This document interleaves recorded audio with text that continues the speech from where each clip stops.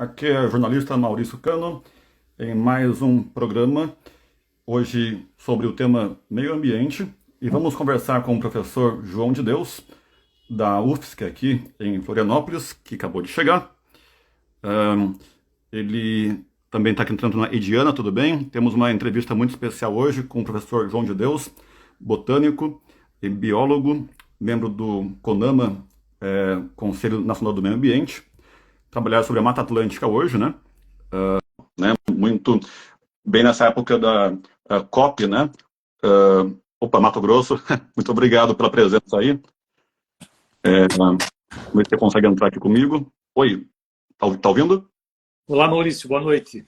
Estou ouvindo, sim. Perfeito. Bom, às vezes dá um bug aqui no sistema que eu não consigo te ver, né? É, mas fazer o quê? Vamos assim mesmo. Vai ser meio às cegas. Aqui entrou também meu amigo francês, também. Olha só, tem internacional aqui.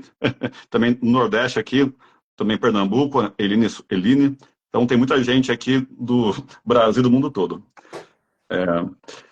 Bom, então, apesar do problema técnico de eu não estar conseguindo te enxergar, estamos nos ouvindo, então vamos assim mesmo. Eu estou te É, enxergando bem aqui, está aparecendo a tua imagem e a minha, né? No meu... certo. É, enfim, infelizmente tem vezes que o Instagram dá uns bugs. Eu não estou te vendo, mas está me vendo, beleza. Vamos seguir assim, que eu sei que depois que a Seguimos. gente publica, aparece tudo tranquilo. Ah, então, maravilha. Bom, então, só uma apresentação brevezinha, né? Eu tenho feito esse trabalho de entrevistas, né, com pessoas que eu entendo terem uma contribuição para a sociedade com sua experiência e conhecimento, né? E o escolhido hoje foi o senhor. Muito obrigado pela tua presença, né? Indicado pela Márcia, né, da executiva aqui catarinense da Rede Sustentabilidade, né?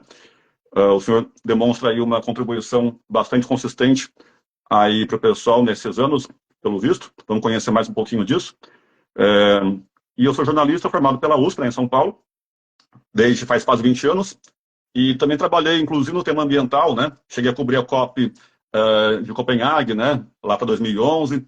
E também trabalhei no Estadão, também no tema ambiental também, né? Então, trabalhei para alguns temas como científico e meio ambiente também. Por acaso, estamos com o tema ambiental novamente aqui hoje. E então, estamos agora com mais uma COP aqui, né? Conferência do Meio Ambiente, agora sempre com problemáticas bem graves a resolver nos interesses das nações do mundo inteiro, né? Mas vamos ver o que a gente consegue trabalhar, especialmente hoje, então, com o tema da Mata Atlântica, né? Que o senhor, pelo visto, tem um foco maior, né? Então, deixo para o senhor a palavra agora para se apresentar brevemente. Bom, Maurício, boa noite a todos que nos acompanham, né? O meu nome é João de Deus Medeiros, eu sou biólogo botânico e atuei durante muitos anos aqui na Universidade Federal de Santa Catarina, no Departamento de Botânica. Fui diretor do Departamento de Botânica e também do Centro de Ciências Biológicas aqui da UFSC.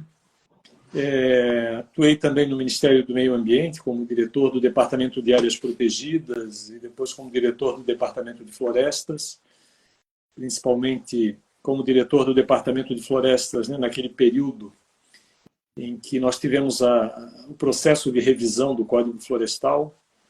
Aqui em Santa Catarina, né, nós também atuamos junto com a administração da Frente Popular, que iniciou a estruturação da política ambiental aqui no município, né, com a criação da Floram, com a estruturação do Conselho, a implantação do Comitê Estadual da Reserva da Biosfera, aqui em Santa Catarina também nós atuamos. E no momento atual eu estou na função de coordenador geral da Rede de ONGs da Mata Atlântica, né, que é uma rede que congrega várias organizações ambientalistas que têm a função de atuar na defesa da Mata Atlântica, nos 17 estados, né, de ocorrência do bioma. Estou também com a função de representante da sociedade civil no âmbito nacional, no Conselho Nacional do Meio Ambiente, e estou aqui na presidência do Conselho Regional de Biologia de Santa Catarina, que foi criado aí recentemente, o ano passado, e nós estamos também iniciando a estruturação aqui no estado do Conselho Regional de Biologia. É isso. Perfeito. Bom, eu vi que o senhor colocou, né, um destaque na tua intenção de falar hoje sobre a Mata Atlântica, principalmente, né? Ah, e a gente também está aí muito, não tem como não falar hoje sobre esse evento global que acontece, né, periodicamente, ah, com as nações do mundo inteiro discutindo a questão do aquecimento global, né? A gente consegue fazer algum cruzamento sobre essa preocupação global com a alteração climática causada pelos seres humanos, né? Também, né? Claro, tem coisa natural, mas o que a gente discutir é a questão que o ser humano está também contribuindo nessa aquecimento global e o que se pode fazer para tentar né, evitar, né, um agravamento da situação, né? Tem alguma conexão que se pode fazer entre as discussões, preocupações com a Mata Atlântica no Brasil, que é justamente a parte mais litorânea, onde mais acaba tendo essa degradação devido à maior população estar concentrada nessa região, versus, né, ou conectada com essas discussões globais, com essa COP, por exemplo?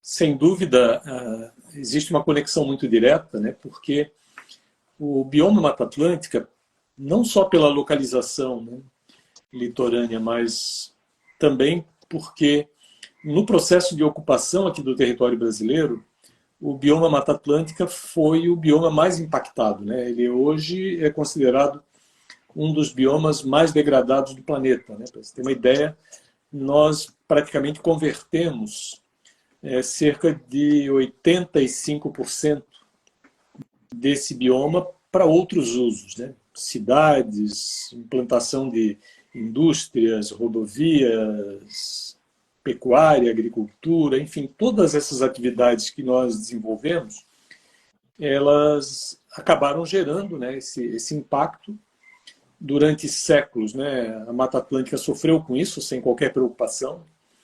E hoje nós vivemos essa crise global climática que tem uma correlação também muito direta, Maurício, com um outro processo, né, que se exponenciou com a Revolução Industrial, que foi o desenvolvimento dessa tecnologia, né, humana de aproveitar a energia contida nos combustíveis fósseis. Então, iniciando aí na Revolução Industrial com a queima de carvão, passando depois para a queima de petróleo e gás, né? Mas, de certa forma, a retirada de energia a partir dos combustíveis fósseis gerou uma mudança muito drástica, né, no nosso processo civilizatório, nos nossos processos todos de produção e consumo, né?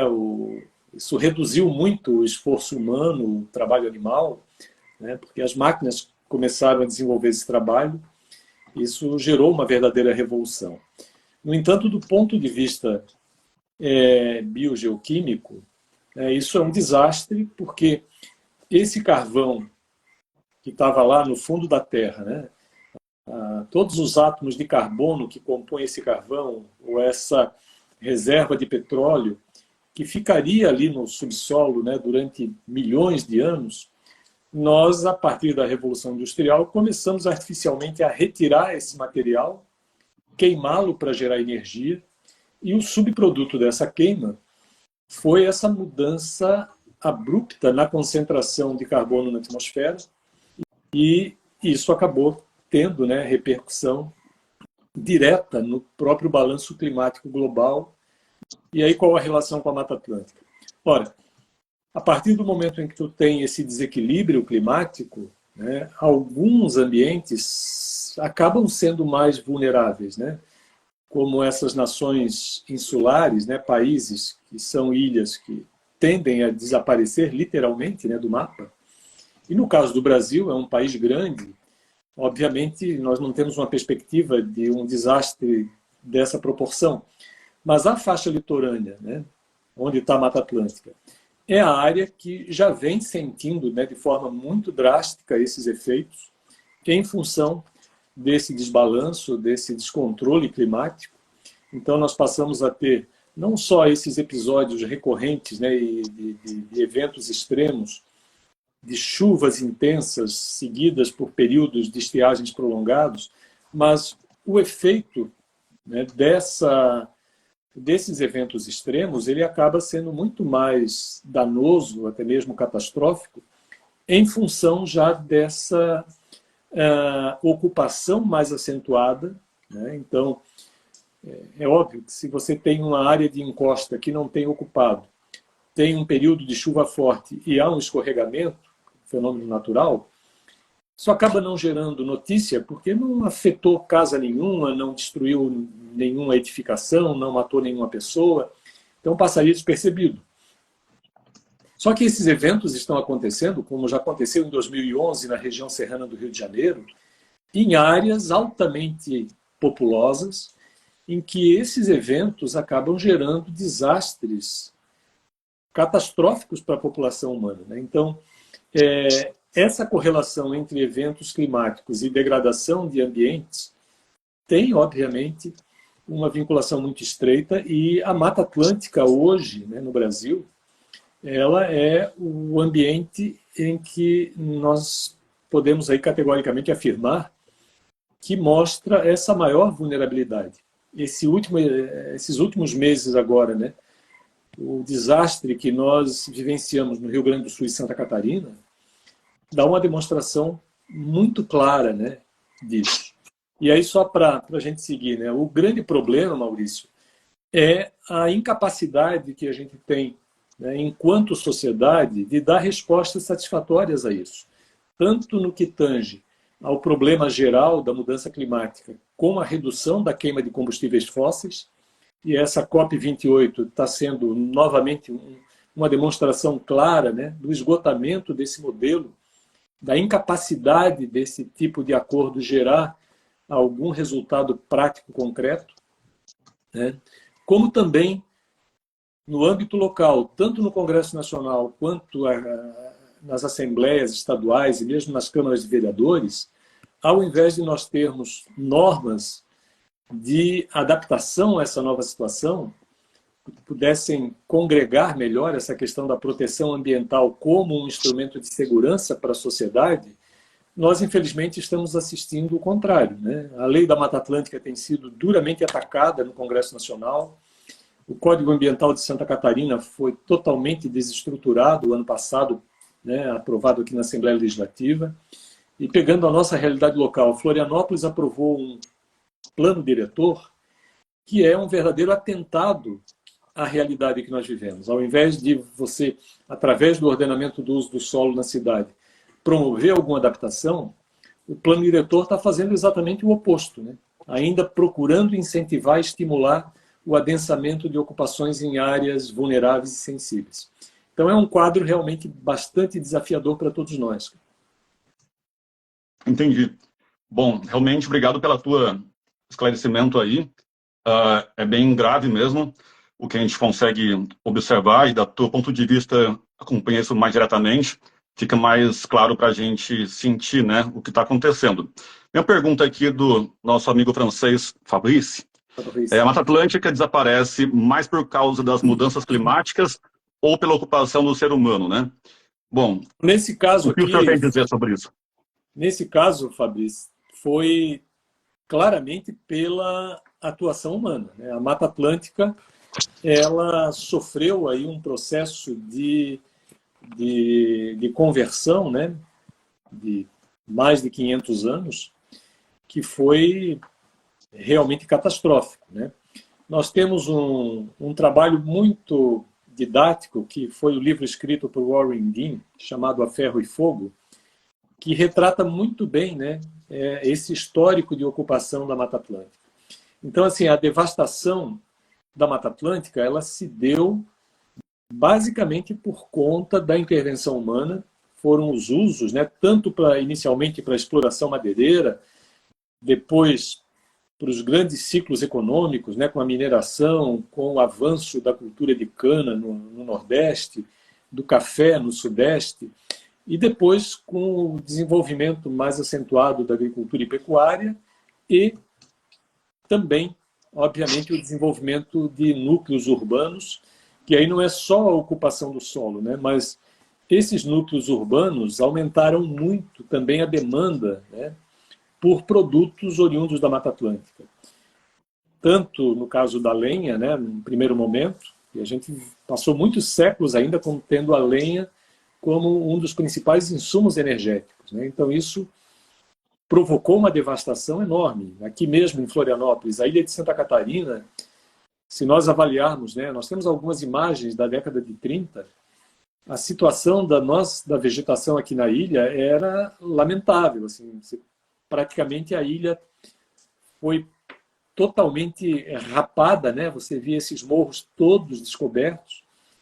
Obviamente que depois, com a mudança, né, isso houve um processo de regeneração natural, então hoje a gente tem essas florestas secundárias, mas o grande problema, né, que no caso nós apontamos aqui na Mata Atlântica, né, que eu procurei citar, é que esse processo de degradação, mesmo que a gente tenha colocado a Mata Atlântica como patrimônio nacional na Constituição de 88, mesmo que depois disso, né, o Congresso tenha aprovado uma lei especial para a Mata Atlântica, né, que é a Lei da Mata Atlântica, que define esses critérios de proteção e uso, na prática ainda a gente tem um problema sério de operação dessa norma, de exigir que, e eu até diria que não é nem exigir que cada cidadão cumpra, né, Maurício, mas o próprio poder público, né, porque nós temos muitas ameaças ainda, o desmatamento em vários estados, como Paraná, Santa Catarina, Minas Gerais, ainda é muito elevado para a condição da Mata Atlântica. E esse processo de desmatamento, ele, infelizmente, ainda ocorre sobre essa lógica, né, de que você tem que ceder espaço desses ambientes naturais para que possa haver desenvolvimento econômico, para que possa ter ganhos, o que é uma situação assim, absurda nesse contexto de mudança climática, né, porque os prejuízos que são socializados, né, hoje, por conta desse processo de degradação e as consequências, né, adversas, tanto com comprometimento de produção agrícola, pecuária, falta de água para a indústria, falta de água para a geração de energia elétrica e também os próprios desastres nas cidades, né, com mortes de pessoas, perdas materiais, todo esse grau de prejuízo que você tem com equipamentos públicos, né, que cada chuva forte dessa é um gasto enorme que é socializado. Isso, infelizmente, não é contabilizado e, aparentemente, a maioria dos nossos políticos ainda parece que vive num outro mundo, né, em que isso não é um problema que precisa ser enfrentado com seriedade. Certo. Pois é, realmente a impressão é que dá é como se fossem adultos, né, pessoas grandes, mas que estão meio que imaturas, né, pensando só no ganhar agora, sem pensar no futuro, né. É uma metáfora que me veio à cabeça nesse caso. Chegou agora o Espectro, amigo aqui de Floripa, que veio de Manaus, mas ganhou um prêmio de inovação digital na parte, inclusive, sustentabilidade, e tentou trabalhar até com a parte do ESG, né, que inclui a parte ambiental na parte de empresas, né, mas infelizmente a coisa já estava muito complicada nos anos anteriores, né, então ele teve que parar com isso, infelizmente, porque o ambiente corporativo estava bem complicado, inclusive tendo em vista os governos que a gente estava, né. Eu queria... bom, teve mais umas perguntas aqui, vou tentar depois voltar para elas, mas eu queria também saber o seguinte, o que a gente, né, tendo vindo essa situação toda, como cidadãos comuns, podemos fazer se a gente tem preocupações ambientais dessa maneira que o senhor coloca para a gente, o que nós podemos fazer, né? Não sei se é possível fazer algo, né? Até tendo em vista outra vez essa COP, né? Em que outra vez não se tem perspectiva de melhoria com acordos entre as nações, e até mesmo o Congresso, e também uma Câmara, cada um do seu lado, e em cada esfera do governo está tudo meio que pessimista, né? O que a gente consegue fazer na prática a partir daí? Olha, eu acho que, assim, Maurício, nós temos muitas alternativas, né? Agora, basicamente, isso passa por uma série de ações possíveis, né? Mas que precisam ser implementadas. E aí eu te diria que a primeira dela é o desenvolvimento da cidadania, né? Eu acho que Nós temos ainda, infelizmente, uma sociedade aqui no Brasil em que você tem uma dificuldade enorme de envolver as pessoas na discussão, no acompanhamento de políticas públicas e na cobrança de maior seriedade dos nossos dirigentes, né? Isso falando política pública no sentido mais amplo, né? Cobrar de legisladores, cobrar dos membros do executivo, da própria consequência das decisões judiciais. Então, é necessário que a gente aprimore muito esse processo democrático e essa construção da cidadania. Um ponto que eu vejo também muito relevante é que a gente precisa também se organizar, trabalhar, né, de forma coletiva, mesmo que no âmbito local, mas de uma forma mais crítica, né? Eu acho que essa COP28 ela demonstra muito claramente isso, né? Nós estamos numa conferência das partes de um acordo que foi desenhado e firmado aqui no Brasil em 92, na Rio 92. E aí, portanto, já são décadas em que se insiste, né, num modelo cujos resultados práticos são absolutamente distantes. Então, é um modelo em que você não tem compromissos vinculantes, né? Então, você tem os países assumindo compromissos que ninguém cumpre e fica por isso mesmo, mas que dá uma sinalização muito ruim para a sociedade, né? Porque, para a maioria do cidadão comum, né, essa festa que vira uma COP, com um monte de gente lá, parece que está se fazendo alguma coisa, vai se resolver, né? E a própria sociedade civil, eu acho que tem uma mobilização muito grande, né? Vai gente do mundo inteiro, como está agora em Dubai, essa quantidade enorme, e aí você tem, só para exemplificar o nosso caso, né, comitivas de parlamentares que vão para fazer reuniões entre eles lá em Dubai, né, e passam o ano inteiro aqui no Congresso Nacional atacando as normas de proteção ambiental. Né? Tem governadores que vão para lá para fazer uma live com convidados que eles levaram daqui. As próprias organizações da sociedade civil, né, mesmo as entidades ambientalistas, a maioria das entidades ambientalistas também acabam meio que supervalorizando isso como um espaço de projeção. E a grande maioria está lá para a festa, porque de decisão mesmo, né, 99% das pessoas que estão lá em Dubai não tem nem o que fazer lá, cara. Então, assim, é um modelo que tanto a tanto a Convenção Quadro do Clima, né, da qual está se fazendo essa conferência das partes agora, como a Convenção da Diversidade Biológica, são duas convenções que fracassaram de forma retumbante, né? Todas as metas das duas convenções não foram cumpridas, os prazos são apenas prorrogados, então você tem, como foi na convenção, em 2010 se avalia, ninguém cumpriu nada do que prometeu, aí você se compromete a dobrar as metas e joga para 2020. 2020 joga para 2030. 2030 joga... Só que o mundo não para, né? E por que eu digo que a gente tem que fazer a crítica ao modelo, né, Maurício? Porque nesse período, né, não só não foi cumprido, como nós tivemos o agravamento da crise. A perdas de espécies, né, a extinção de espécies ao longo desse período de 92 para cá, só aumentou, né? A questão climática se agravou enormemente. Então, me parece até uma irracionalidade você ficar perseguindo um modelo que já se demonstrou ineficaz. Então, um dado que eu acho que é importante também que a gente, como sociedade civil, faça é essa criticidade, porque eu acho que a gente tem que começar a aprender também com os erros e, a partir deles, saber construir outras alternativas. E o outro lado é a nossa postura mesmo como cidadão, né?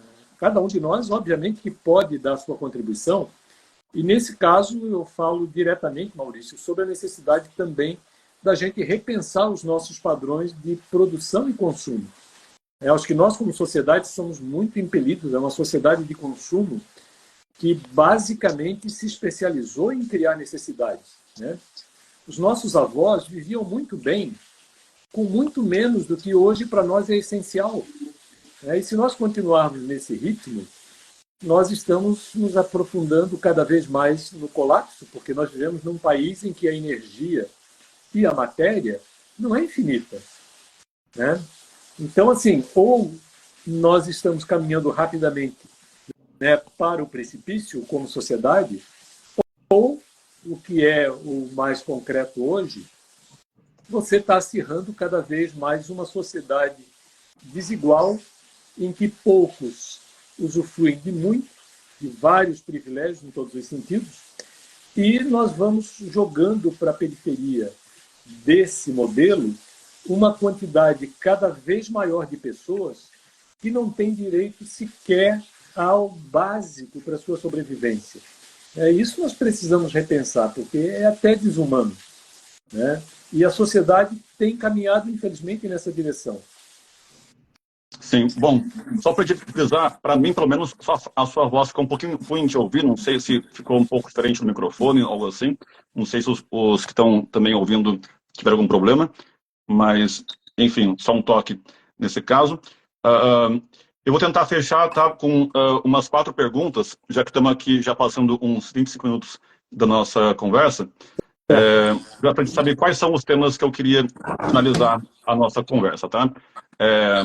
Uma tentativa de economia sustentável, porque, afinal de contas, ok, queremos uma questão de preocupação, de cuidados com a Mata Atlântica, com o ambiente, mas também queremos empregos, queremos, né, pagar nossas contas e assim por diante, uma economia, né, sustentável, então, né? Como pensar nisso em, né? Outro ponto é a floresta amazônica. Frequentemente me parece que é muito em voga, quando pensa no Brasil, né, pensa muito na Amazônia e não se pensa quase na floresta amazônica, na Mata Atlântica, né? Então, se existe uma preocupação desleal ou desigual nesse caso, tá? Mas 2 pontos, né, seriam a questão dos animais, né? Eu sou o fundador do Grupo de Estudos Direito de Animais, então ainda quero um toque mais focado nesse assunto, né? No caso, que o seu trabalho é Mata Atlântica, então pensando nos animais silvestres que ainda, de algum modo, conseguem ter a sua vivenda, né, o habitat de algum mínimo modo preservado. E, certamente, também a rede, né? Sustentabilidade, que é o partido no qual eu encontrei o senhor, talvez também discutir algo do que eventualmente pode ter sido feito nesse caso, tá? Então, esses seriam alguns pontos que eu queria discutir ainda para finalizar a nossa entrevista. Então, começando um de cada vez com a parte da economia sustentável, né? Se o senhor teria algum exemplo, né, para pensar nos empresários, nos empreendedores, né? Até exemplo do meu amigo Espectro aqui, que tentou trabalhar com ESG, né, que inclui essa temática corporativa, né, no meio ambiente, mas infelizmente não encontrou guarida no ano passado. Enfim, então a gente deu espaço para falar com incentivo para essa questão da economia sustentável. Então, a questão da economia, eu acho que ela passa muito por isso que eu falei, né, dessa necessidade da gente ter também uma revisão maior em termos desses processos de produção e consumo, e aí começar a trabalhar também com essa questão de uma economia mais diversificada, uma economia mais dinâmica, né, a economia circular, e basicamente com relação principalmente ao tema do ESG, né, é começar a ter um compromisso maior do setor empresarial com a própria sustentabilidade, né? Eu acho que nós precisamos avançar, né, na percepção dos empresários que não basta ter um rótulo de sustentável, né? Eu acho que isso vai depender muito também desse amadurecimento do próprio mercado consumidor, né? Que à medida que ele vai se tornando mais crítico, mais seletivo, isso vai forçando também, né, o próprio setor produtivo a ir além da simples busca de um rótulo de sustentabilidade. Mas, sem dúvida nenhuma, esse é um grande desafio, é um enorme desafio. Nós estamos vivenciando isso agora, né? E aí já tocando na questão da Amazônia. toda essa discussão sobre a continuidade da exploração de petróleo, né, na foz do Amazonas, com a grave crise ambiental que a Amazônia está sofrendo hoje, né, com essa estiagem prolongada, aí se comenta muito o risco, né, do ponto de não retorno na Amazônia. É óbvio, esse ponto de não retorno está associado com essa percepção de que a gente precisa manter pelo menos algo em torno de 30% a 40% dos espaços naturais protegidos para você garantir um mínimo de sustentabilidade ecossistêmica, né? E se nós ultrapassarmos esse ponto, na Amazônia é uma tendência de savanização. Mas veja, a Mata Atlântica já ultrapassou esse ponto há muito tempo, né? Então, aí já entrando no caso também dos animais. Hoje, né, nós temos de remanescentes bem conservados na Mata Atlântica algo em torno de 10% do que era a área original.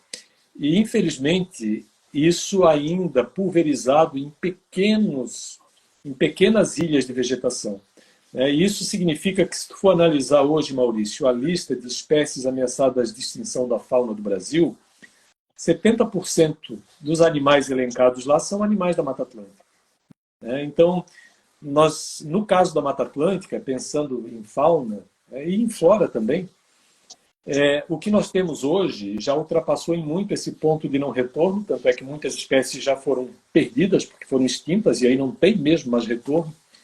Mas mesmo para essas que ainda sobrevivem, né, que têm populações ainda remanescentes, é absolutamente necessário que a gente não apenas pare de converter, de desmatar esses remanescentes, mas que trabalhe com processos de recuperação de áreas, que se estabeleçam corredores para dar alguma alternativa de recuperação da população dessas espécies, da fauna e da flora, mas principalmente no caso da fauna, né, que é algo bem mais sensível e visível, né?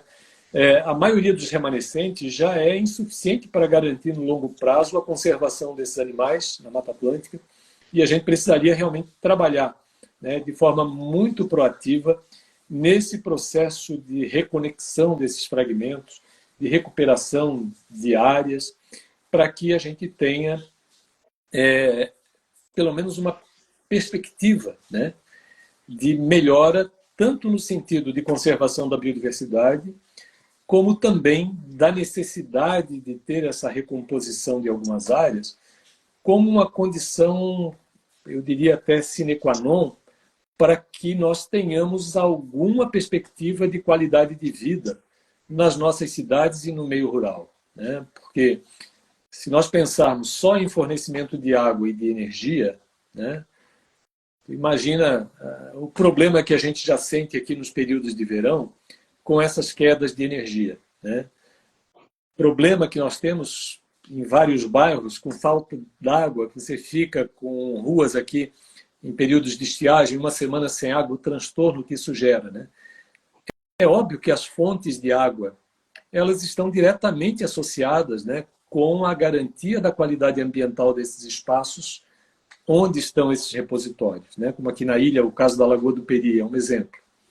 Se nós não conservarmos essa vegetação que está no entorno, a probabilidade de degradação desse ambiente e da perda da qualidade da água ali, ou mesmo de pilões aqui que fica no Parque da Serra do Tabuleiro, isso vai gerar um prejuízo enorme, não só para Florianópolis, mas para toda essa região metropolitana. Então a gente precisa pensar, né, que tanto a economia quanto o próprio desenvolvimento e o bem-estar nosso enquanto pessoa depende muito desse ambiente saudável, e no caso da Mata Atlântica nós já avançamos muito além do que seria razoável, e aí nós temos que ter essa clareza da necessidade de um esforço redobrado para reverter esse quadro e melhorar essa condição e não continuar agravando, como infelizmente ainda é o cenário que nós vivenciamos. Entendo. Bom, para finalizar aqui, daqui a pouquinho, né, já passamos aqui de cerca de meia hora de entrevista, seria interessante comentar um pouco do que, nesse contexto, né, do Partido A Rede de Sustentabilidade, né, que é um dos partidos mais jovens, né, coisa de 9 anos de existência, mais ou menos, né, e que tem até esse nome, né, sustentabilidade, né, talvez até uma tentativa de renovação do que foi a tentativa ou intenção, não sei a que lado que ficou, do Partido Verde, né, que é de um modo com tema semelhante, mas será que esses partidos têm tido algum valor real nesse embate, nessa defesa dos ideais de meio ambiente, de proteção, né, nesse sentido? Ou tem ficado somente no papel também? Ou algo somente na teoria? Como está Não, nos últimos tempos? eu até diria que nesse caso não, Maurício, sabe? Mas é que o que a gente precisa entender é que no âmbito da organização partidária, né, nós temos também toda uma herança patrimonialista, né, e uma herança de partidos muito refratários a qualquer mudança, né? Eu acho que tem um pouco essa questão da defesa de interesses setoriais, né? Os partidos políticos, de um modo geral, né, no nosso modelo brasileiro, eles sempre representaram muito mais a elite do que os interesses maiores da população. Isso, obviamente, tem avançado, nós temos mudado, a Constituição de 88 gerou uma série de avanços, né, no próprio ordenamento jurídico, mas no âmbito do comportamento político, principalmente da estruturação partidária, isso ainda é um desafio enorme.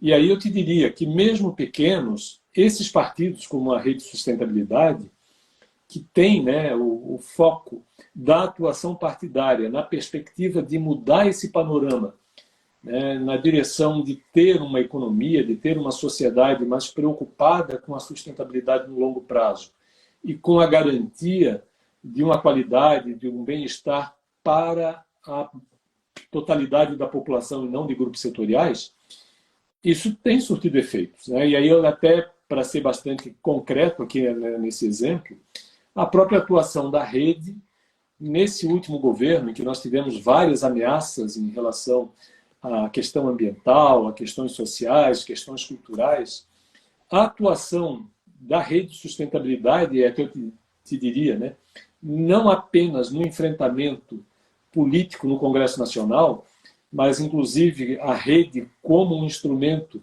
de questionamento e de provocação do judiciário para conter essas ameaças, segurou muita coisa, surtiu muitos efeitos. Então, assim, a organização social ela precisa se estruturar em todos os setores, né? E o setor partidário, no nosso modelo também, né, não pode negligenciar.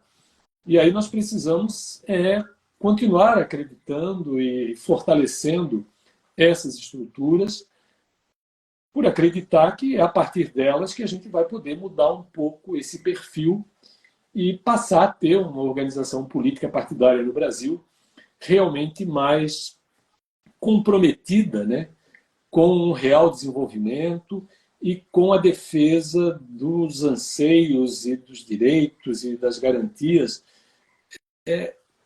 da população como um todo e não apenas de setores específicos da sociedade.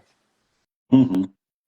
Bom, muito obrigado pelo esclarecimento, professor João de Deus, e também agradeço para quem esteve presente aqui, acompanhando a gente, né? E também, por antecedência, a quem vai nos assistir, seja quando eu mandar esta gravação da entrevista para o YouTube, ou depois no próprio Instagram. Vou mandar também para o perfil do Grupo GDANE+, que eu também aqui estou mantendo.